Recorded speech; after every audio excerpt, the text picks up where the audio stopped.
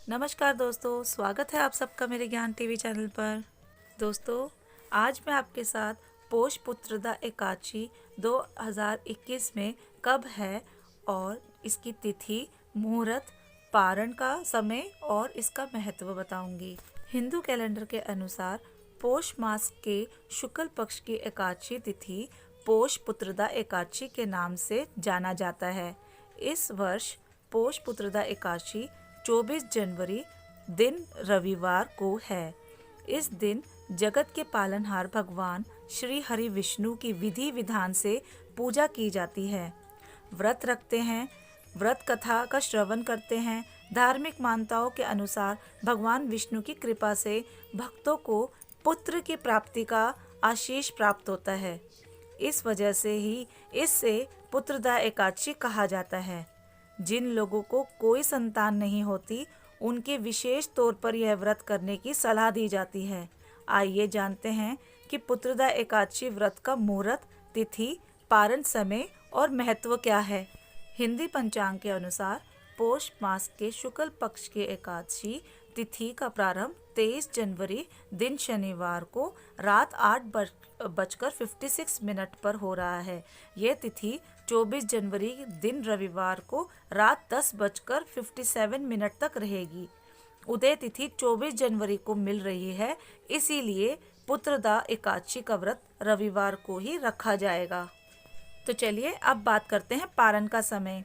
जो लोग एकादशी का व्रत रखेंगे उनको 25 जनवरी दिन सोमवार को सुबह 7:13 से 9:21 के बीच में कर लेना चाहिए। एकादशी व्रत का पारण द्वादशी के समापन से पूर्व कर लेना चाहिए।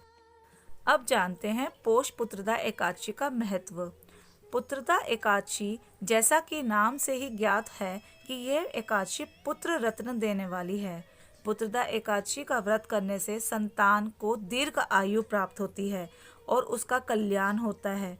इस व्रत को निसंतान दंपति और संतान से संपन्न दंपति दोनों ही कर सकते हैं। तो चलिए अब मैं आपको बताती हूँ पुत्रदा एकादशी की कथा। युधिष्ठिर बोले, हे कृष्ण, आपने सुंदर सफला एकादशी का वर्णन किया। अब कृपा करके पोष शुक्ला एकादशी का वर्णन करिए।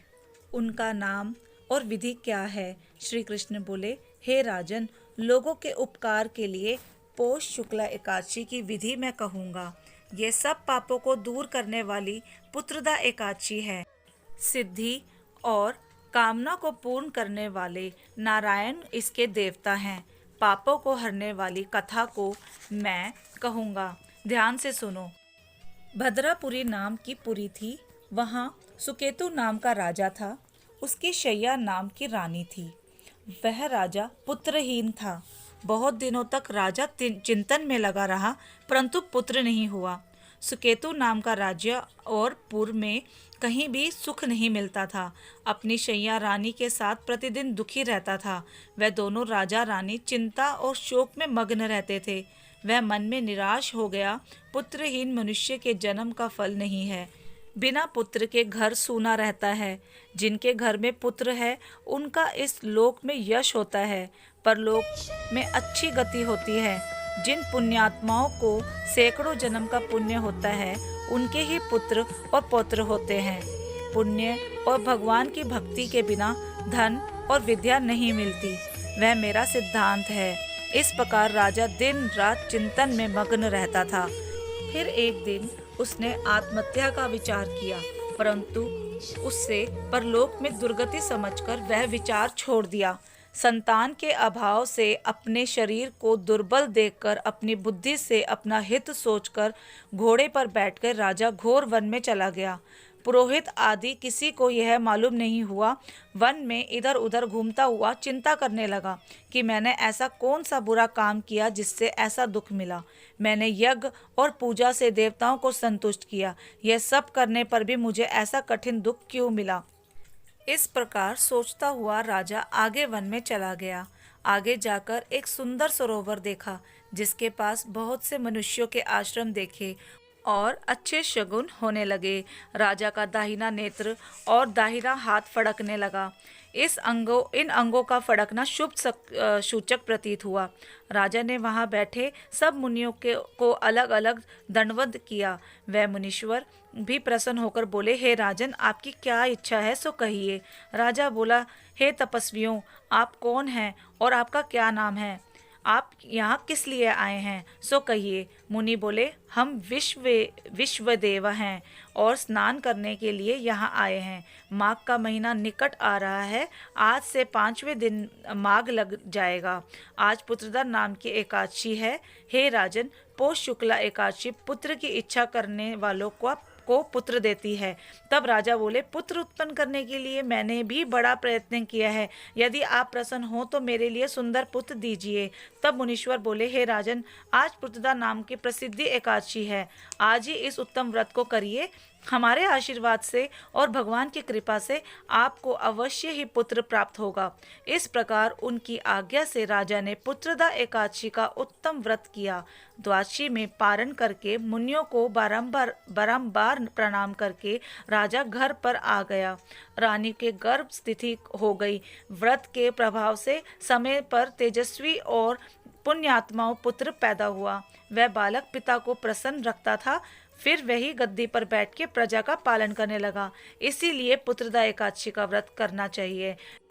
इस पुत्रदा के व्रत को जो करते हैं वह मनुष्य इस लोक में पुत्र को प्राप्त करते हैं, मरने पर स्वर्ग को जाते हैं। तो दोस्तों, ये थी पुत्रदा एकादशी की कथा। इस व्रत की पूजा विधि क्या है वो मैं आपको आगे बतलाती हूँ। इस व्रत को यदि पति और पत्नी दोनों जोड़े से करें तो विशेष फल की प्राप्ति होती है। सुबह स्नान के बाद घर या मंदिर में भगवान का एक साथ पूजन करें। पूजन के दौरान सबसे पहले भगवान के विग्रह को गंगा जल से स्नान कराएं या उस पर गंगा जल के छींटे दें। शालिग्राम जी, लड्डू गोपाल और विष्णु लक्ष्मी नारायण भगवान की विग्रह को आपको गंगा जल से स्नान कराना है, पंचामृत से स्नान कराना है। उसके बाद पवित्रीकरण का मंत्र बोलते हुए खुद पर भी गंगा जल छिड़कें। इसके बाद धूप दीप जलाएं और भगवान को टीका लगाएं और थोड़े सफ़ेद तिल अर्पित करें। फिर भोग लगाएं, व्रत कथा का पाठ करें और विष्णु लक्ष्मी जी की आरती करें। संतान प्राप्ति और संतान की दीर्घ आयु की कामना के साथ व्रत रखें और बाद में पारण करें। जरूरतमंदों को दान ज़रूर दें। तो दोस्तों, ये थी मेरी पूरी जानकारी पुत्रदा एकादशी व्रत के बारे में। उम्मीद है मेरी वीडियो आपके लिए फ़ायदेमंद रही होगी। अगर आपके लिए मेरा वीडियो फ़ायदेमंद रहा तो इसे आप लाइक कीजिए, अपने फ्रेंड्स एंड फैमिली मेम्बर्स के साथ मेरे वीडियो को शेयर कीजिए और मेरे चैनल को सब्सक्राइब करना बिल्कुल ना भूलें। राधे राधे।